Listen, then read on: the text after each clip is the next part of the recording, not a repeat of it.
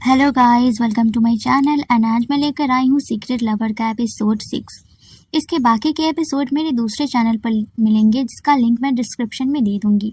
तो चलिए एपिसोड की स्टार्टिंग करते हैं। तो एपिसोड की स्टार्टिंग हमें फिर से बचपन के सीन से दिखाया जाता है कि आथियो की मॉम उसे छोड़ करके जा रही होती है और वो उसे रुकने को कहता है, पर उसकी मॉम कहती है कि मैं तुमसे जल्दी मिलने आऊँगी। और आथियो इसी चीज़ को अपना सच मान लेता है और फिर उसे जुंगशी मिलता है, जिसे वो एक अपना कंफर्ट होम मिल चुका होता है। जुंगशी ऐसा पर्सन था जो बचपन से ही उसे संभालता था और उसे मतलब अच्छा फील करवाने में कुछ भी कर सकता था as a best friend. But जुंगशी के इतने सारे एफर्ट्स को देख करके आथुओ उससे प्यार करने लगा था। दोनों एक साथ बैठे होते हैं, तभी जुंगशी कहता है कि आज तुम बताओ तुम्हें क्या करना है, आज हम वही सब करेंगे। तो आथुओ कहता है क्या सच में? और फिर वो बताता है कि उसे रीडिंग करनी है। पहले तो जुंगशी मना करता है, मतलब सोचता है कि वो रीडिंग नहीं कर पाएगा, लेकिन फिर वो आथुओ की खुशी के लिए मान जाता है और उसके बाद फिर दोनों उसके स्टोर पर आ जाते हैं। उसके बाद सीन प्रेजेंट में आता है और वो लोग उसी क्लब में बैठे होते हैं और तभी जो लीशा होती है वो कहती है, तो क्या ये सच है कि जितने भी आथुओ के एक्स रह चुके हैं वो पहले जुंगशी को पसंद करते थे, लेकिन आथुओ ने उसे अपना बनाया ताकि वो लड़कियां जुंगशी के पास ना जा सके? यही सच है ना? तो ये सुनकर के जुंगशी भी स्माइल करने लगता है और वो पूछता है कि क्या सच में ये आथुओ सच है? और तभी उसे आथुओ की बात याद आती है, जब उससे वो कहता है कि वो सिर्फ उसे भुलाने के लिए इतने सारे डेट्स करता गया, लेकिन उसमें कोई फ़र्क नहीं पड़ा। एंड ये सब सुन करके आथुओ को अजीब लगता है और वो वहाँ से उठ करके चला जाता है। उसके पीछे जुंगशी भी जाता है और वो आथुओ को रोकने की कोशिश करता है। आथुओ नहीं रुक रहा होता है, तभी वो कहता है कि अगर तुम आगे बढ़े तो फिर मैं तुम्हें फॉलो नहीं करूँगा। ये सुनकर के बेचारा रुक जाता है। जुंगशी उसके पास आता है और वो उससे पूछता है कि तुम भाग क्यों रहे हो? तो आथुओ कहता है, कहो कि तुम मुझसे गुस्सा नहीं हो। तभी जुंगशी कुछ कहने वाला होता है, लेकिन तभी आथुओ उसे गले लगा लेता है और तभी जुंगशी कहता है, तुमने मुझसे ये कहा था कि तुम लड़कियों को डेट इसलिए करते हो ताकि तुम खुद को डिस्ट्रैक्ट कर सको, लेकिन सच ये है कि वो लड़कियां मुझे पसंद करती थी ताकि तुम उन्हें ड्रेस करोगे तो वो लोग मुझे पसंद नहीं करेंगी, है ना? तो ये सुनकर के फिर से वो कहता है आथुओ कि आई एम सॉरी। और तभी जुंगशी कहता है कि मैं बस सरप्राइज़ हूँ। और तभी जुंगशी उसे किस करता है और वो कहता है कि मैं तुमसे नाराज़ नहीं हो सकता। और फिर दोनों एक दूसरे को टाइट हग करते हैं, लाइक एक दूसरे को कंफर्ट कर रहे हो। एंड सच में ये सीन मुझे बहुत अच्छा लगा, किसी को कंफर्ट करना, उसे गले लगा करके, ओ माय गॉड। एंड उसके बाद हम देखते हैं कि नेक्स्ट सीन में जुंगशी सो रहा होता है, आथुओ और लीशा उसके घर आती है और उसे बताती है कि वो लोग सिलेक्ट हो गए हैं अपने अपने प्रोजेक्ट के थ्रू अपने इंटर्नशिप के लिए, जिससे कि वो तीनों ही बेड पर उछलने लगते हैं और एकदम से खुश हो जाते हैं और वो लोग रेडी हो करके अपने अपने डेस्टिनेशन के लिए निकल जाते हैं। जुंगशी और लीशा दोनों एक साथ होते हैं और वहीं दूसरी ओर ये भी अपने एक जगह पर बैठा होता है और किसी का इंतज़ार कर रहा होता है।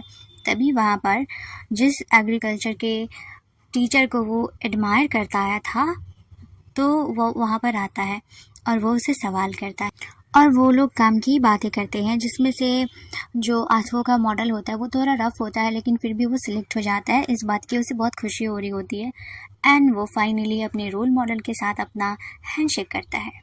और वहीं दूसरी ओर जुंगशी और लीशा दोनों ही क्लास में बैठे होते हैं, लेकिन दोनों अपने प्रोजेक्ट की वजह से इतना थक चुके होते हैं कि उन्हें नींद आ रही होती है क्लास में ही, और वो लोग बैठे बैठे ही सोने लगते हैं कि तभी वहाँ पर प्रोफेसर आता है और फिर वो उन दोनों को उठाते हैं और फिर वो क्लास में ध्यान लगाने को कहते हैं।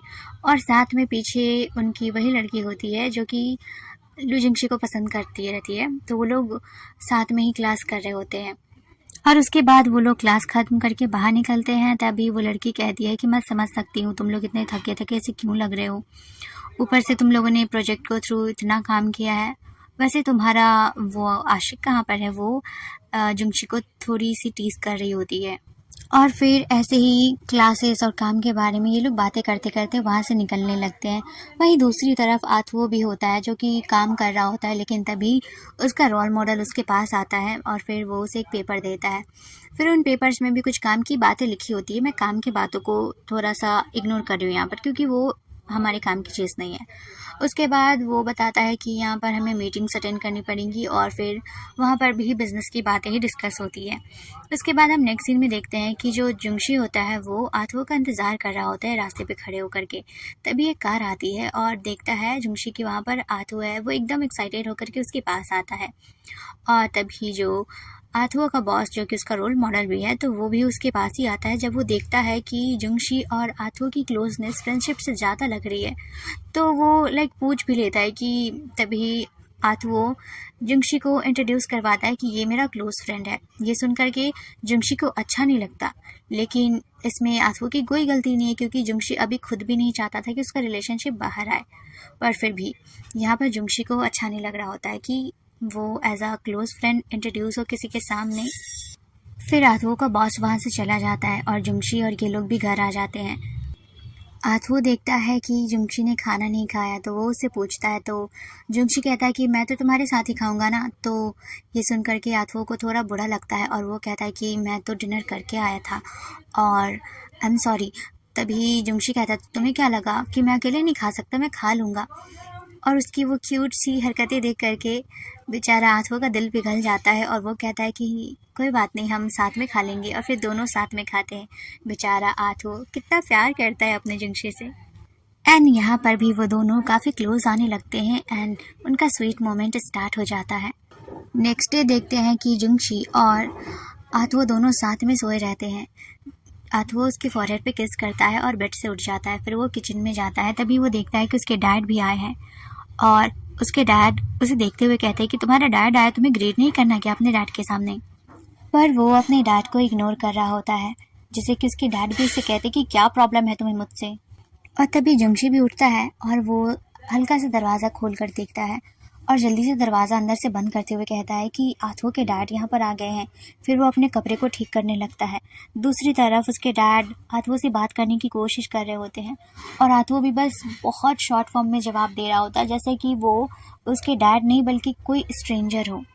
और तभी उसके डैड उससे पूछ लेते हैं कि यहाँ पर 2 शूज़ रखे हुए हैं और एक तो तुम्हारा है और दूसरा तुम्हारे स्टाइल का भी नहीं है, तो कौन है यहाँ पर।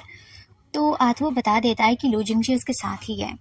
और तभी उसके डैड उससे लेक्चर देने लगते हैं कि अब तुम बड़े हो रहे हो, तुम्हें अपने फ्यूचर के बारे में सोचना चाहिए, तुम्हारा फ्यूचर प्लान क्या होना चाहिए और ऐसे ही तुम्हें रात रात भर जाग करके गेम नहीं खेलना चाहिए।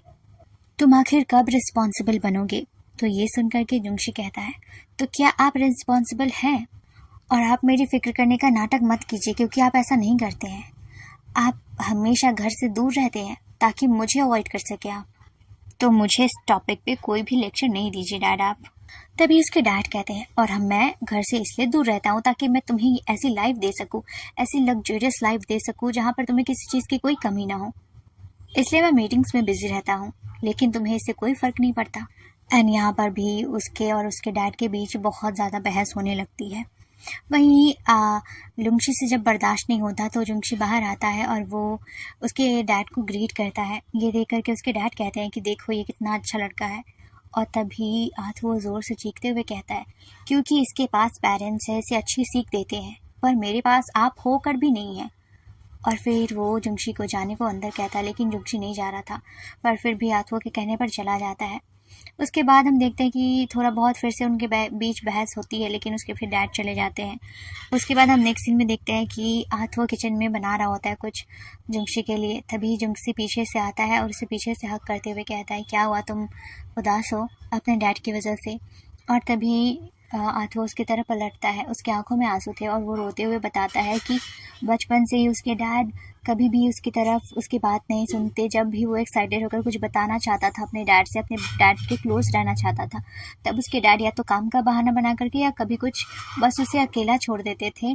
और अब वो कहते हैं कि वो उसके डैड है, उसको उस पर हक जताना चाहते हैं, जिस वजह से जुंगशी उसे वहाँ पर भी बहुत अच्छे से बहुत प्यार से कंफर्ट करता है। और ये एपिसोड यहीं पे ख़त्म होता है। आई होप आप लोगों को ये एपिसोड अच्छा लगा हो एंड मिलते हैं नेक्स्ट एपिसोड में। प्लीज़ गाइस मुझे सपोर्ट कीजिए, एंड अगर इसके पहले का एक्सप्लेनेशन सुनना है तो आप मेरे दूसरे चैनल जिसका नाम है अम्बेल हिंदी प्लैनेट, वहाँ पर सुन सकते हैं। Okay, bye bye.